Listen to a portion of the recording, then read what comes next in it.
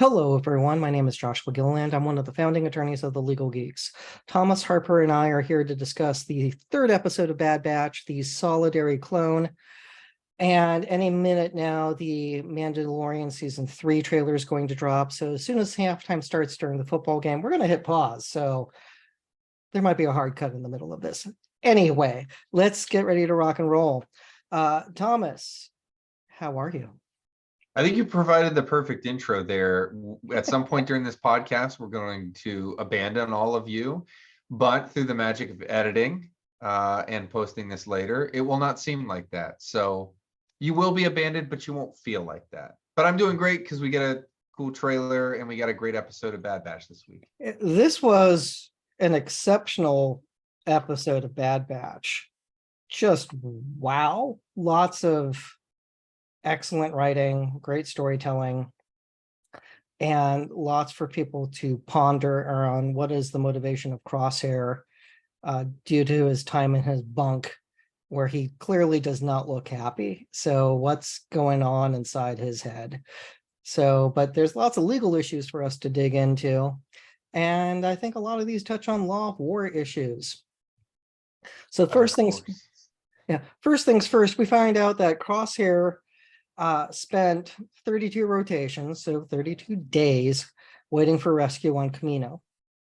We don't know how long a day is on Camino. Is it 28 hours? Is it 12? How fast does that planet turn? With that said, did the Empire have a duty to rescue Crosshairs from Camino? Tom, what's your view on leave no man behind, and how hard do you work to go save somebody? Yeah, there's the phrase and the sentiment, leave no man behind, and then there's the legal obligation or lack thereof. And in general, there is no legal obligation under military or federal law for the military to go back for one of its own. A classic example would be prisoners of war. We take every measure, and under the law of war, they should be repatriated at the end of hostilities. But if a U.S. soldier is held in captivity, Bo Bergdahl is a good example, although he wasn't considered a POW. There's not a legal, imperative, a legal obligation of the U.S. government to go and expend all efforts to rescue that person.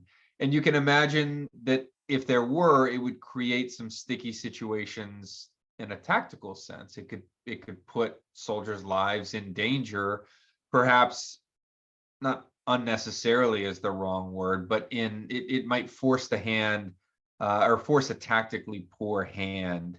And it's sort of hard to craft a legal rule without a lot of exceptions that fit the mold for something like that. So it's a sentiment that's really closely hewed to. We try to, and often do, make every effort, like all things stop in a combat zone when somebody goes missing and there's the potential that somebody was captured. But the Empire wouldn't have any legal duty to come after him. And so you just have to sit there. Normally I would say there are a lot worse places to be stranded for 28 rotations, but maybe Tatooine is worse than Camino. I'm just picturing him rain-soaked and wind-beaten on that platform. It's a castaway situation because he's on a landing pad. There doesn't seem to be, was there sunshade? Like, sure, he had his helmet, but that's going to get pretty ugly wearing that all the time. So protection from the elements seemed to have been at a bare minimum. Sure, he could fish for food, or maybe seabirds that could provide a source of, staying alive. But if it was sushi that he was eating for a month, that's no fun. So, was able to cook.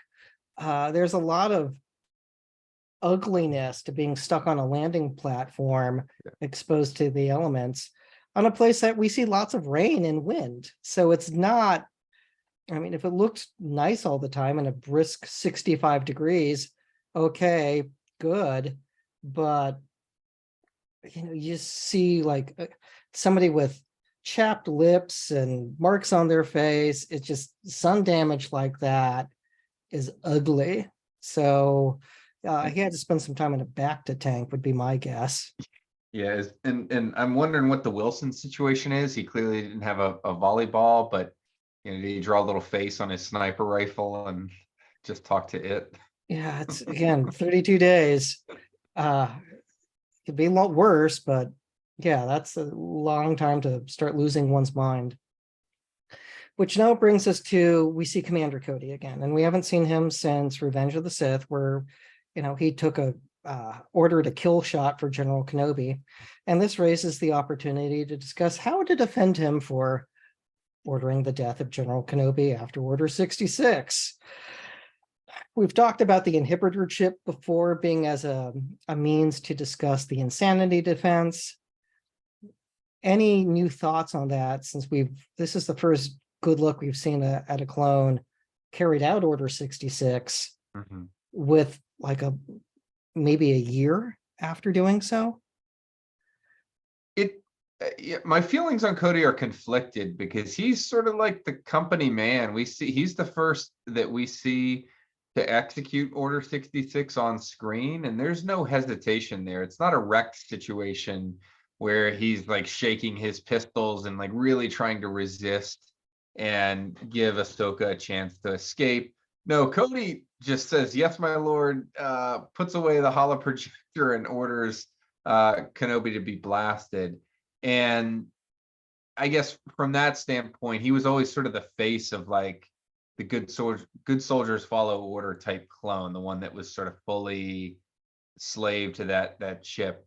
And so from that standpoint, I still carry conflicted feelings, but it's clear that he, on some level, a fine point gets put on it at the end of the episode.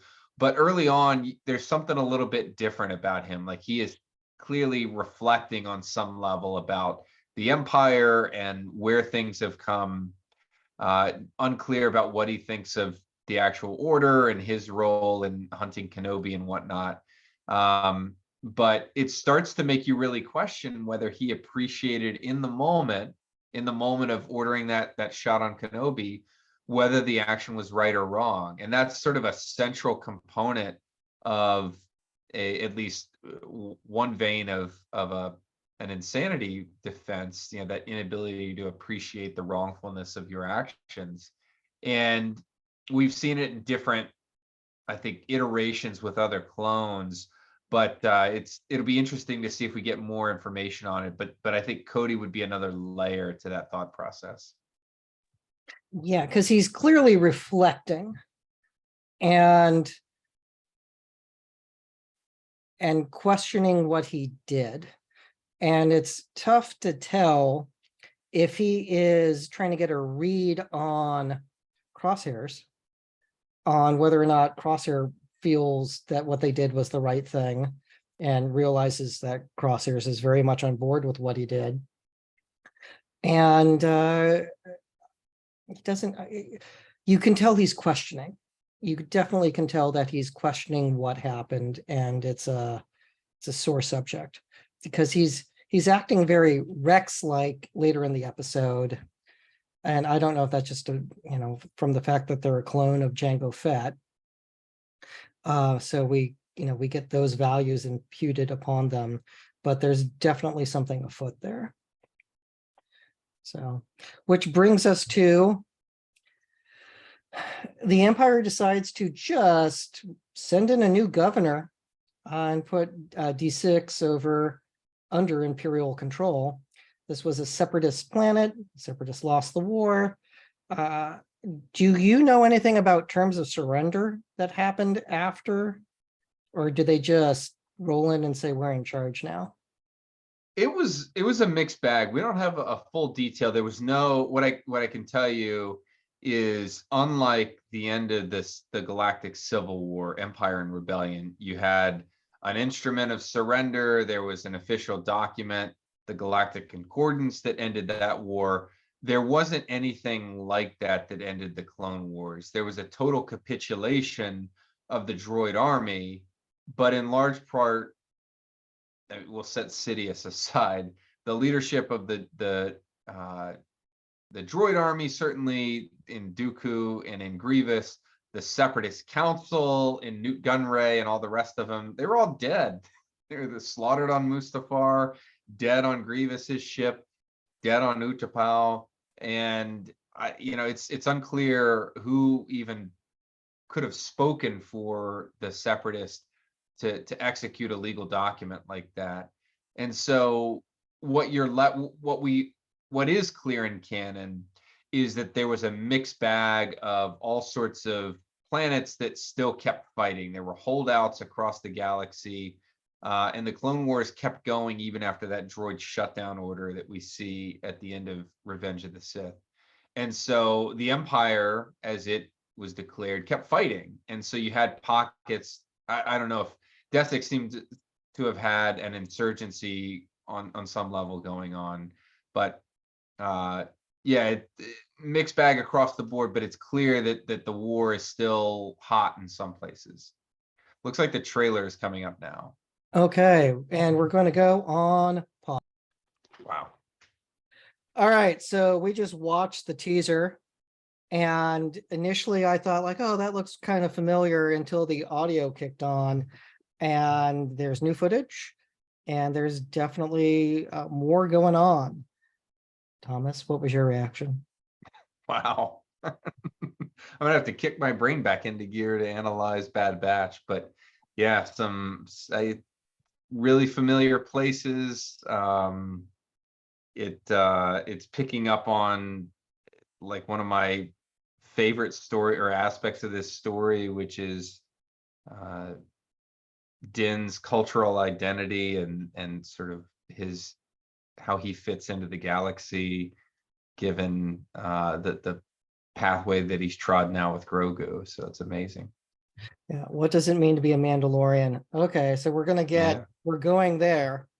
We see Mandalorians running around, so cool. Cosplayers are going to be super stoked for that. We saw images of Coruscant, at least it looked like Coruscant. Mm-hmm. It could be some other highly industrialized planet.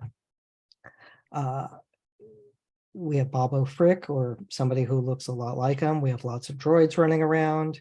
We're getting the X-Wing pilot making comments about something's going on, speaking directly to Din. So cool. Maybe that's the espionage spy story. So going to tie into Ahsoka. I don't know. There are podcasters who want all these series to connect. And that's problematic because some of these are separated by 20 or 30 years. Yeah, you don't need that. You don't need that. I mean, the only Ahsoka and Mando can connect because they're in the same time period. We do see clip from what looks like Order 66. So we'll probably have more of Grogu having a flashback with, again, that looked very Kenobi type footage with Order 66 happening. I'm okay not knowing who saved Grogu. Like, I don't need an answer for everything. Yeah, that's a good point. I do need to see more. We do see the shattered dome of Sundari, the capital city of Mandalore. We saw a flashback to the siege with the KX security droids sort of marching in and explosions everywhere. But we have not seen a present day version of it, and it looked wrecked. If you have seen the Clone Wars, you saw Sundari in its prime, just big, massive city. And it's come a long way from there, but saw some TIE interceptors, which is interesting. So the Imperial remnant still has some air power, I suppose. And I like the idea of going back to Coruscant because it's not the seat of power anymore. Chandrila right now would be the current seat of the New Republic if they're following existing canon. And you have a shot of Dr. Pershing, who was up to no good back in season 1 there on Coruscant. So it's curious what's happening. Yeah, do they Operation Paperclip him? You know, hey, we could use him. So he also didn't seem to be too on board with the Imperial remnant. So maybe it was an easy sell for him to switch sides. I mean, he looked fearful for his life. So I don't think the remnant gave him much of a choice and having an employment contract. So maybe he sees himself as being liberated. I again, speculation's dangerous, other than we saw lots of cool things, lots of action figure possibilities, lots of droid manufacturing taking place. So it's like, okay, those are a ton of R2 units. So Mhm. all the builders can be ecstatic Yeah. with all the toys that can be coming out soon. So and builds that people can do now. So that's all tons of fun. But yeah, it's curious to think about him, about Din Djarin, if he takes a leadership role. And again, that cultural identity discussion on, is he going to, like he's embraced being a dad. Does he embrace being a leader? Mhm. Uh, and what's that mean for a Mandalorian? Is it like writing, the book of Mandalore for people to follow, or is it something else with actually having a home? Mhm. So lots of Yeah, and interesting. I think there's my last sort of thought in there is that you see the armorer back in action, you see Paz Vizsla, that heavy Mandalorian Yeah, with his cannon back in action in a large, what looks to be a large scale firefight. There is an existing tension there between that sort of um, very, very conservative sect of the Mandalorians, and then your Bo-Katan and Axe Woves and her crew that clearly view things very differently. And Mando's kind of stuck. So he's been exiled from the armorer's world as an apostate, but he doesn't quite fit into Bo-Katan's vision of Mandalore either. Are we going to see some sort of second civil war? that Um, or a third path. There's, yeah. it's is Din Djarin going to be the Martin Luther of Mandalorians? And steering a different course. I Again, the philosophic and thematic approaches they could take just leave lots of interesting story ideas. Um, I get nervous hearing other podcasters just going down rabbit holes with, I want this to happen, I want that to Mhm. happen. You don't know. We don't know. Yeah. But there's some interesting themes they could embrace. And it's the Mandalorian story so far has been like pure Star Wars, where we have somebody who's on a hero's journey who recognizes a wrong. First wrong being, I will not shoot the infant. Second time, I'm not going to leave the infant with these Imperials, so I'm going to go in and save them. And that's, it's a very Star Wars story with somebody making a massive life change and doing something different that helps others. I hope they continue that. And, the way Filoni and Favreau have worked, they've gone down that path. So I'm cautiously optimistic for what we see. So, but I don't know. I don't make movies, just enjoying them. So Go watch the trailer if you haven't seen it yet. yeah, it's there are going to be folks dissecting that like nobody's business. Well, let's get back into the legal issues here. So the Empire just rolling into town and saying we're in charge now. And that's problematic. it's it'd be like in World War II, like a French colony not, signing over to the Nazis, or like a French town saying like, no, we're not surrendering here, Mhm. and fighting on. There might be examples of that throughout, World War II, and different countries that, dealt with Imperial Japan and Nazi Germany.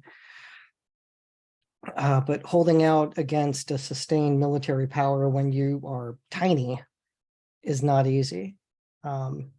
We also don't know how big this planet is, and this is one of my like storytelling issues. Like if an invading army landed where I live in Northern California, Thomas, you in Pennsylvania would have like no concept of us getting like Right. steamrolled. Like it wouldn't affect you. Sucks for you guys. Oh, that's a I'm bummer. gonna go have a beer. Yeah, it's like, wow, that was a scary alien spaceship that just wasted Northern California. Right. Oops. Uh, there's still the rest of the planet. And Star Wars doesn't like address that. A planet is not the size of the San Francisco Bay Area. It's much, much bigger. So Mhm. in order for an entire planet to fall under Imperial control, they would have to literally take the planet, which is tens of thousands of troops in all of the populated areas, uh, in order for them Yeah. to actually set up a command center. It does raise an interesting legal question because Tawny Ames, the self-proclaimed, maybe legally elected, we don't know quite, governor, we see her take her mask off, but and reveal herself as a sort of seems like a former separatist leader, potentially a senator. She mentions Mina Bonteri, who is famously a leading separatist senator. But late in the episode, she uses the term occupation to describe the imperial presence there, and that's the term with legal significance, um, and one that she's obviously using purposefully there to describe very particularly the empire's presence. And from context, it does not seem like she is just referring to the 6 stormtroopers and Governor Groton that rolled in on the shuttle at the beginning of the episode.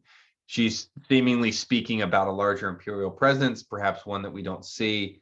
We don't know a lot about Deathix as I understand it in canon. We do know that the way the Empire sort of hastily organized itself and starts to try to cordon off the galaxy or chunk it up into pieces, you had this organization of planets and sectors to split up governing power. And so Governor Groton, like Tarkin, would have had control over a sector. Now, it's important, an important piece of facts that we don't know is what the imperial presence on that planet was beyond Groton and his like small detachment of his personal security detail. That's legally significant because under the law of occupation, there's a test. There's a legal test that's really fact driven, but it's a legal test to determine whether an area is actually under occupation. The reason that test exists is because if you are in fact under occupation, it trips a ton of downstream legal requirements of the occupying power. So you don't just get to come in and do whatever you feel like. You have to abide by a certain set of rules laid down by primarily the Geneva Conventions. But one of the central tenets, so that the test is called the actual control test, but one of the central components of it is some sort of military presence. The Hague Regulation, Article 42 of the Hague Regulations, which haven't been supplanted, but that lays forth your actual control test, and it talks in terms of the occupying power, as the name suggests, being in actual control of the planet, being able to carry out sort of an in-person control. There's been legal debate about whether you could have sort of a remote control of an area and effectively occupy a place. I think that's probably worth debating in another forum for Star Wars because of the Empire's like unique power projection and like spaceships and stuff. But here, the Empire would really need more than just what we see on the screen to even if you include Cody and Crosshair and that small crew, they would need more than that to trip that test of occupation. And that sort of filters the actions that we see of the Imperials throughout this episode, and it colors things. Outside of the law of occupation, if there's still an armed conflict going on between separatist forces, so Governor Tawny and her droids and whatnot, and insurgent forces and the Galactic Empire, then the normal rules of war are still fully in play, and they wouldn't be modified in any way by the law of occupation. So it's a fun use of a legally significant term, but like your frustration with not seeing the rest of the planet, we don't know what else the Empire has there. I suspect they have a few more stormtroopers on ground, though. Yeah, and we don't know the Imperial Navy in orbit. Like, are there starred? Well, I don't think they have full-on Star Destroyers yet. I think they You still see a Venator at the end, so they do bring one into low orbit. But yeah, you're right. Yeah, it's like a flying aircraft carrier, and there's like, I don't know, 5 of them, over different continents. That is force projection, and starts sounding like occupation, because they might not have troops on the ground yet, but they can bombard, and no one wants to be on the receiving end of that. So it is an interesting question on the control issue, and how do you take over a planet? Because it's not just one small town. Where you send in a dozen guys, that doesn't conquer a planet. A bunch of starships, capital ships that can rain fire. Yeah, that's a good way to do it and have an unconditional surrender. So, and it is the international courts have tested and explored the concept of whether you can occupy via naval and air power. That's been generally rejected, but I think Star Wars is still different. That a Star Destroyer is different than an aircraft carrier or a battleship sitting out at sea, even though, in the real world case, both of those vessels can project a lot of destruction. I think it's different when you have that sort of air to ground capability and orbital bombardment capability that a Star Destroyer brings. Oh, think of it as like when there's a tank in the middle of town, that's more what in common with what you have with a Star Destroyer overhead. It's a different force projection than an aircraft carrier off the coast. It's 5 miles off the coast. It's visible. It is gunboat diplomacy. It can launch aircraft, or in the case of a battleship, shell. I don't remember how far an Iowa battleship can hit inland, but so there is a limit to it. But if they have ICBMs, yeah, they can get whatever they want. So it is a different creature, because it's like a flying battleship, which we don't have. We do have ICBMs, and those are scary. But now we do have, hints of there's a defense bill that's being debated for recruitment, and we have clones who are not happy about that. On one level, the fact that they blew up Camino at the end of season 1, how are they going to replace clones? How do they get more clone troops? Like, that's a dwindling number with anyone who dies or gets old, or goes AWOL, or just retires, or doesn't want to do it anymore. So like, that's a problem, that your army is only X big and shrinking. So you're going to have to get recruits to replace it. So then the issue is, how do we replace it? And for an empire, it makes sense to have conscription or enlistment. Did you want to add anything to that? Yeah, my question is really, so the bill itself is just clearly that's the Empire's vehicle to stand up a humanoid army, if you will. I'll lump in any aliens that they would recruit in there too. But the clones are interesting because they're treated as property. They're not really treated under the Empire, nor were they under the Galactic Republic as sort of independent beings with their own agency and free will. There's no, to my knowledge, like clone discharge. It's not like you enlist as a clone and then you're like in the real world, you serve your term of service under a contract and then you're out, or you keep serving at your desire. That doesn't exist for the clones. And so what happens when the Empire is done with them? Could they produce more clones? Probably. I looked like at the end of season 1, they're on Mount Tantus that we see. They're clearly delving into the cloning arena a lot, but I don't think they have any plan. They clearly don't have any plans to produce more troops like that. And so what does decommissioning for a clone army look like? We see a little bit of that in Rebels when you have folks like Wolf and Gregor and the others that are sort of, and Rex, that are on their own and just kind of check in with the Empire. They have the ability to report. The Empire is aware that they exist, but without a contract, and quite literally an employment contract for themselves, they're sort of at the mercy of the Empire. And it's this weird sort of like bastardization of slavery in a way. And the multiple Star Wars shows have explored that aspect of the clones, but I think something a little more dark is in the mix, and I think we're going to see probably some sort of conflict between the clones and the Empire that's going to bubble up and come to a head. Yeah, because the best way to recruit for the early rebellion is from the Grand Army of the Republic, that you're going to have clone troopers that have Republic values, and we're going to feel really uncomfortable with, we liberated cities, doing airstrikes on civilians is not our deal. That's not what we're trained to do. It's not what we've did. We're used to being the good guys. Like, now you want us to shoot civilians? That's a Right.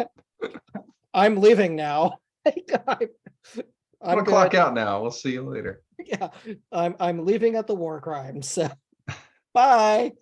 Yeah, that's a hard sell. So, and if they do turn into proto rebel cells, because we know there isn't anything that organized for a while, that there might be pockets, there might be people in faraway places who are like, we're not on board.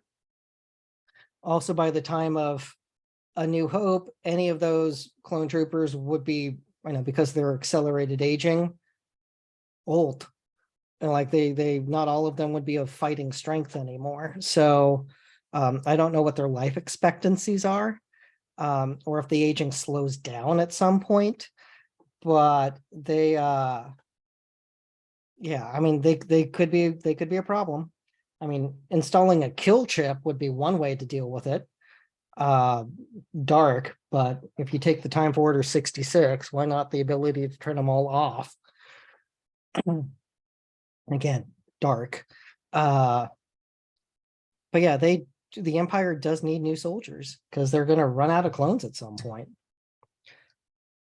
And they're starting to fill those ranks. So all dark. So we talked about part of the law of occupation, but let's get into the governor part of it. Because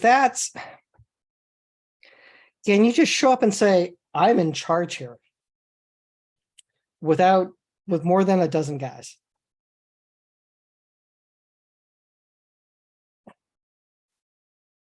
It depends on that occupation answer.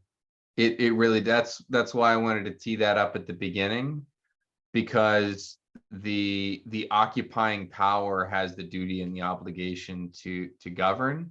It doesn't mean, simply because an area is occupied doesn't mean that those inhabiting it have to lay down and accept it, nor does it mean that it becomes somehow illegal or a crime to fight.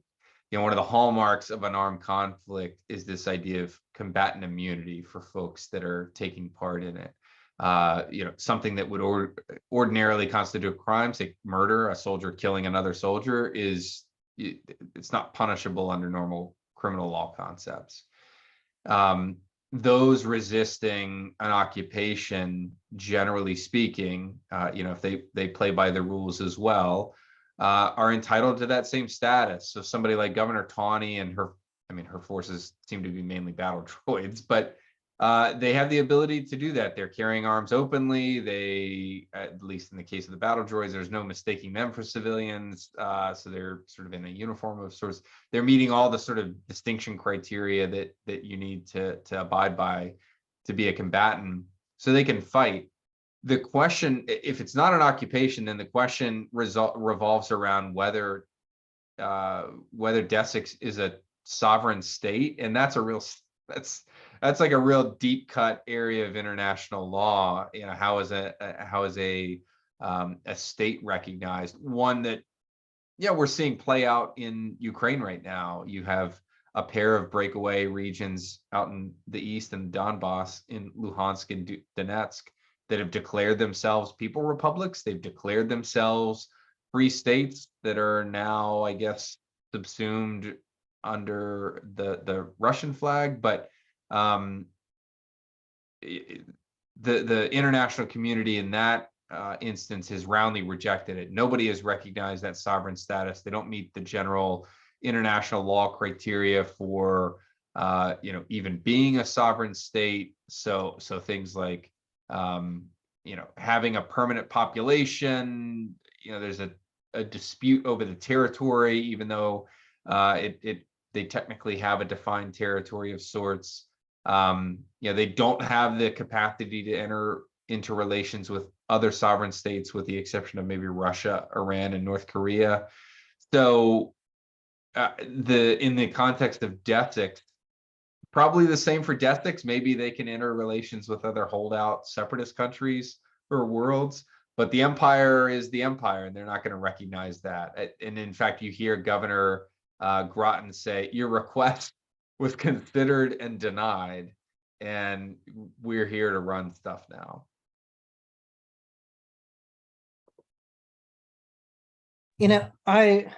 I remember something from history class I took in college, where it was after the Spanish-American War, and we had troops in Haiti. And one of the US soldiers, I think, went AWOL and declared himself king of Haiti. Nice. If you're gonna do it big. Yeah, he did. Did not end well for him. Yeah. But there were those who, gave him all this like romantic press. And it was just like, like reading it in the history book, it's like, what the hell, man? Just no. So when, you have just this, bunch of soldiers show up and a guy say, like, "I'm governor now." Okay. I believe you. I understand Desix fighting back. Just wish they had more of a military force, because she should have done like the intellectual exercise of what happens next, because the answer is orbital bombardment or a nuclear weapon, and it's like, and that's gone. We can now deal with the regime we want to install, because any form of government is glass. So there's what was the end game? How did she see that, coming out victorious, with thinking she would kidnap some Imperials, and then they would just let her continue living? Yeah, very much fighting with a mindset from the last war, where the Republic often did negotiate and at least attempt to use diplomacy in some situations. The Empire's all boot heel. Yeah, it's there's the maxim of don't be a French general. And it's like, we'll just build a national line and they won't cross it. No one will ever dare. They'll just go around it. And, because you left Belgium open, and there you go. Fighting the last war, ignoring the technology changes, because it's like, we'll just bomb you. So it's airplanes really weren't that good. They now are. We're gonna bomb you. So it's a very awkward tactical plan that she had. Like, you want them to win. It's weird to watch this and root for the battle droids, but it's not going to end well for them. Yeah, this is the only time in my Star Wars fandom life where I was like, oh, cool, yes, they have commando droids. Go get them. I'm sure they'll survive. Oh no. Oh, dear. Oh, no. Not the tac droid. Well, he tried. Let's get into the issue of the rescue mission that's supposed to be a diplomatic mission. There's no intent for diplomacy. They're a strike team. Mhm. There's legal terms for that for the law of war. What are those, and what does this fall under? That's a no-no. So let me start by saying that subterfuge in war is lawful. It is perfectly lawful to trick your enemy. If you want to create a fake army and use inflatable tanks to trick the Nazis into thinking that you are going to invade elsewhere on the French coast, then by all means do that. If you want to misdirect the enemy and cause them to do certain things that are to your advantage, by all means do that. There are certain things that are out of bounds when it comes to trickery and deceit, and that comes into the world of what's called perfidy. And what perfidy is concerned with, what the law of armed conflict is concerned with, is not the trickery itself, but it's treacherous deception. So they use the word treachery quite often when talking about this concept. And the core idea is that you can't, as a fighter, as an army, take advantage of some status that causes your enemy to believe you're entitled to some sort of protection and then act accordingly. So a classic example of this is you can't disguise yourself as a medic, so slap the Red Cross, which is a protected emblem, a special emblem, onto your gunship on the battlefield and trick the enemy into thinking that you're an unarmed medevac there to carry out a really specific medical mission, only to open fire offensively on the enemy and destroy them. Same thing, we see Anakin in that final season of the Clone Wars fake surrender. We see R2 and C3PO fake surrender in Return of the Jedi at the Battle of Endor, tricking the Empire, or tricking the droid army, and then immediately attacking. That's perfidy. That's treachery. That's what we don't want. And here, the actions of the Empire fall, I believe, on the line of treachery, on the line of perfidy. They're presenting themselves as a diplomatic mission. In other words, do not fire upon this shuttle. We are coming in to negotiate and in peace, without guns, etc. And the full intent is to do the exact opposite. And so the droids were absolutely fine to fire on them, and the treachery itself, or perfidy itself, is a war crime. So that act of treachery, in addition to other things that you do, is a war crime. So they flew in. They could have called that Operation War Crime, because that's what it was, Operation Treachery. And the kissing cousin of that is we then get into urban warfare very quickly. And we've seen a lot of that. So care to share the street to street fighting that we saw in the league, saying, don't worry, we're here to help, to the mother and child. Yeah, the main thing that you need to do, so the two sides are slugging it out. And when it comes to fighting like that, you really need to take measures to limit collateral damage. You're allowed under IHL, under the law of armed conflict, to use the force necessary to submit the enemy. So it doesn't mean that you have handcuffs on, but what it does mean is that you don't need to have destruction for destruction's sake. I actually think the clones are pretty judicious in their use of force as they go around. I also think the battle droids, for their part, are pretty controlled as well. You do see a lot of rocket fire back and forth on the bridge as the tank is there and whatnot, but there really aren't any civilians around. The collateral damage to the civilian property in terms of the bridge and some of the surrounding structures, that's within the bounds, I would say, of what's lawful. And you want to see a force where possible, where feasible, use precautions in an attack. So that might mean warning civilians to leave the area.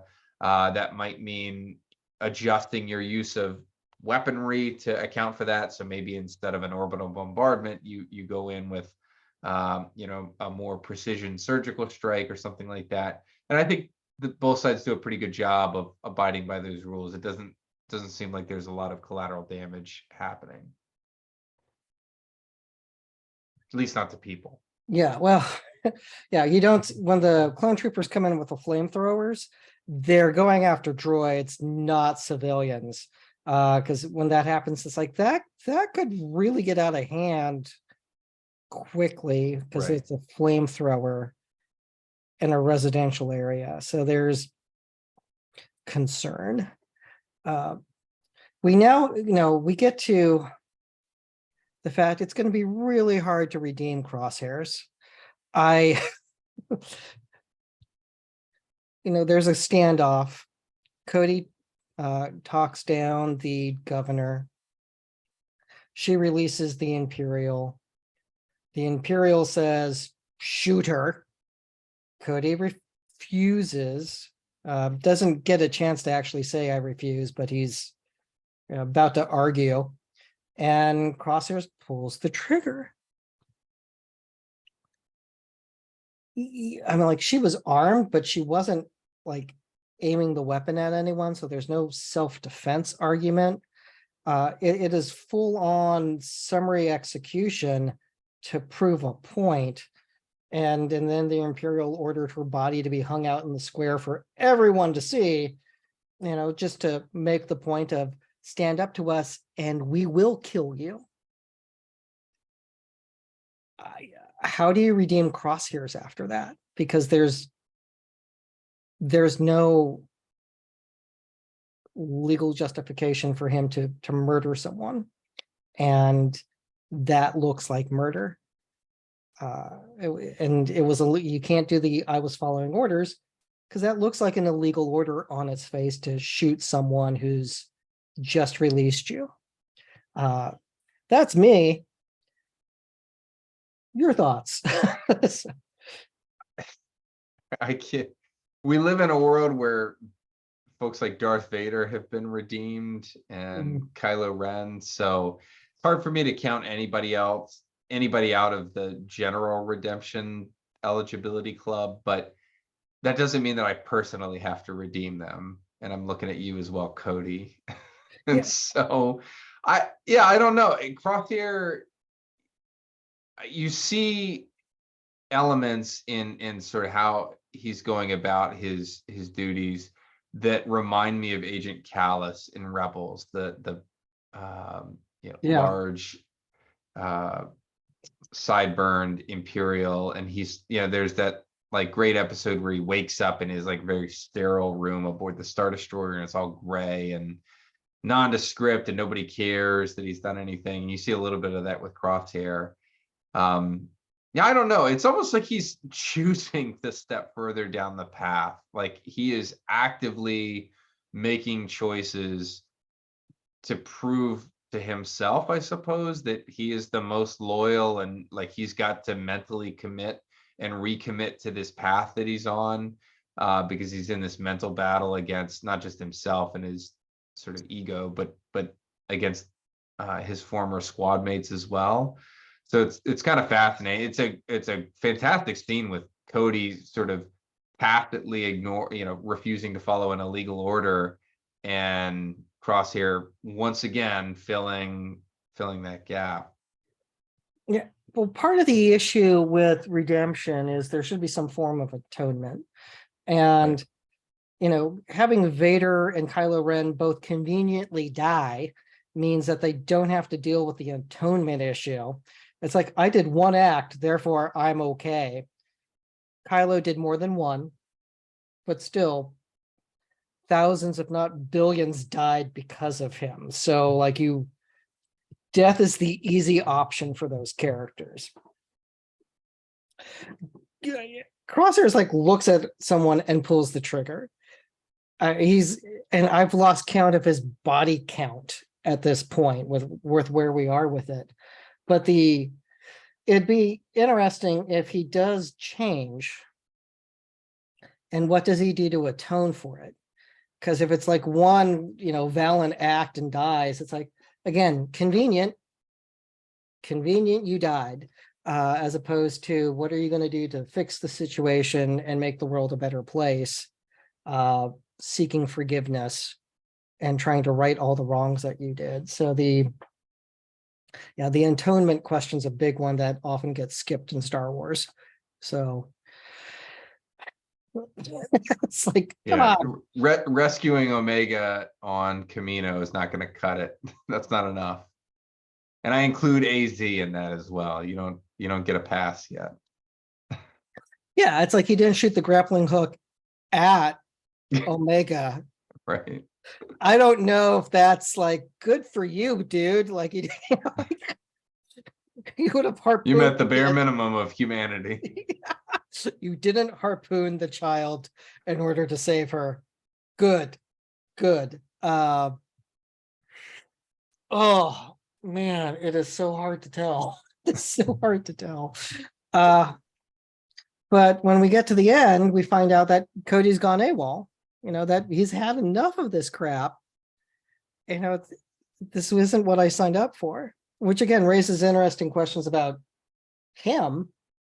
And if he's going to go out and seek redemption and try to I fought for the wrong side and I now need to go out and help others. Good. That helps. We don't know if he committed any illegal acts. I mean, sure, besides attempted murder of Kenobi, but on top of that, did he do anything else after Order 66 that would be legally questionable? We don't have those facts. But if he goes out and, is actively seeking, I'm going to try to fix things, that's a more interesting question. Yeah, I don't think we've seen the last of Cody. Now, AWOL, it's been a while since we've covered it. It's a military crime. It's one of the sort of tranche of military specific crimes, although the term AWOL gets used in common language all the time. It's actually civilian job. You don't show up for work, you ghost them and you get fired, and that's it. You're not going to go to jail for it. Military, that's not the case. It's actually a criminal offense to not be where you're supposed to be, to not show up to work or physical fitness training or whatever. And so AWOL, it's a specific crime under the UCMJ, the Uniform Code of Military Justice. Article 86 covers it. Its elements really sort of make sense for the crime, for what the crime is. You have to have some sort of like guard, watch, or duty. You have to be aware of that duty, obviously. You have to absent yourself from that duty. That absence has to be without authority, so you can't be on, if you're on R&R or you've been granted leave or something like that, then that's not a crime. And you actually have to have intended to abandon it. If you're incapacitated and you miss work, that's not AWOL.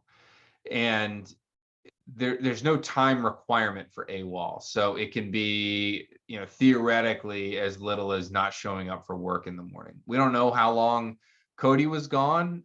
Usually in the military, what happens, if you miss work, you miss PT or something like that, there's a lesser offense called failure to report. That's usually a pretty minor infraction and isn't dealt with criminal punishment or anything. AWOL is a status that you can get put into. So there's a process by which your command will declare you AWOL. That has a series of cascading effects, and depending on how long you're gone, that crime can be aggravated. So starting at 3 or more days and ranging up from there, the aggravation level grows. And if your intent is to remain away permanently, that's an entirely separate crime, or could be, called desertion. And that comes with even stiffer penalties, particularly if you're deserting during wartime. And so we don't know a whole lot about Cody's status here, but I suspect, based on the context and who he is, this is probably going to err or skew more towards the desertion side. I don't think somebody like Cody would just not show. I think he is bounced, and we're going to see more of his pathway at some point. I wonder if he had a plan to bounce. Like if we'll get to see him, like if he had things set up, going like, I'm going to leave at this time, make it look like I'm doing my usual routine and then just leave. Yeah. And get on a spaceship and fly far away. Or was it more spontaneous of, I'm going now? And because if you're doing the I'm running away from home, you think they would have a plan. Like, I need money, I need a change of clothes, I need to be able to blend in when I look like a lot of other people. How do I get away? And like, again, did he make a different mask? So like he could just do it that way. So again, lots of unanswered questions. Because I'm curious, if did he plan it? Did he plan a getaway? Is there an underground railroad for clones who are trying to get out of the army? And the other thing I wonder about is if there's a defense for desertion, because the Republic fell. And if he wants to take the position that I still believe in the Republic and I'm leaving because of that, I'm not part of this empire, could you make that defense and have it be effective?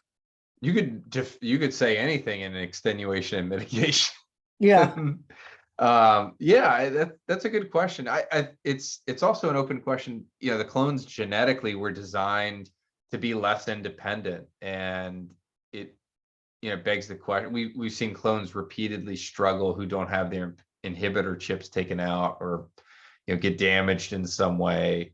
They have real issues, and so I think baked within or intertwined with that sort of moral objection is this sort of very real medical condition that they're dealing with, that they're sort of at odds with themselves. And there's not a carve out, like when we say a legal defense, and Josh and I are talking about something that you can mount that will if established, negate guilt, right? Or cause the jury to have to find you not guilty. Doesn't mean you didn't do it, but it negates a finding of guilt. And so that's very different than softening the blow, which is what extenuation or mitigation, like, hey, I did it, but like these are really compelling circumstances to explain why I did it.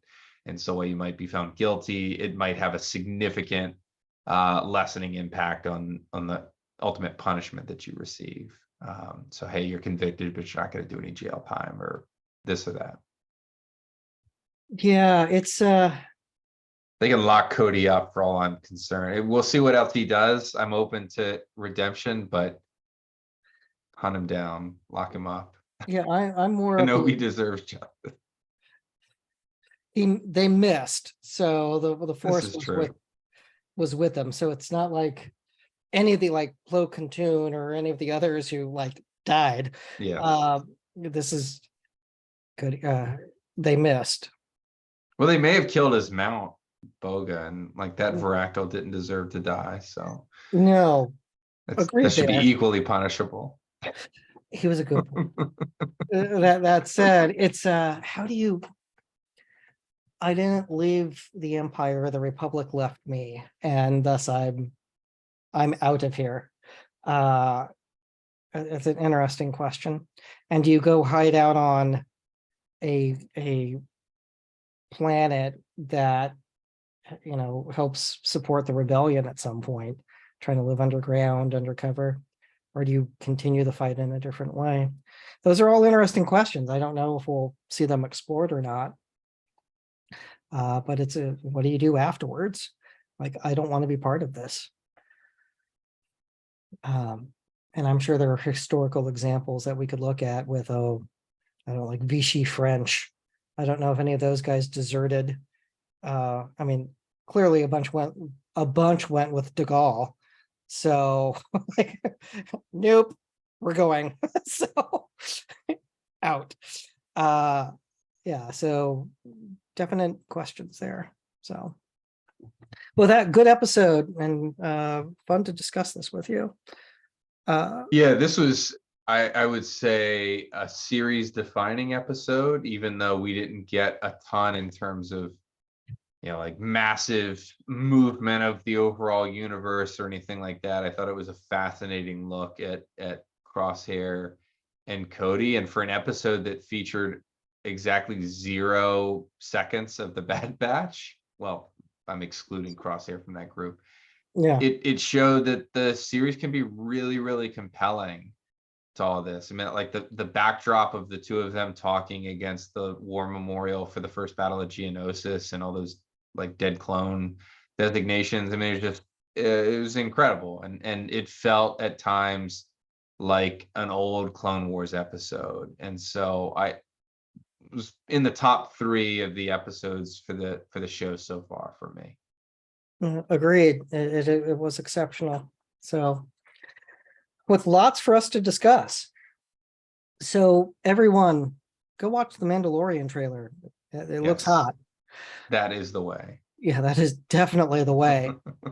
And we'll be back next week with more analysis. And until then, everyone stay safe, stay healthy, and stay geeky.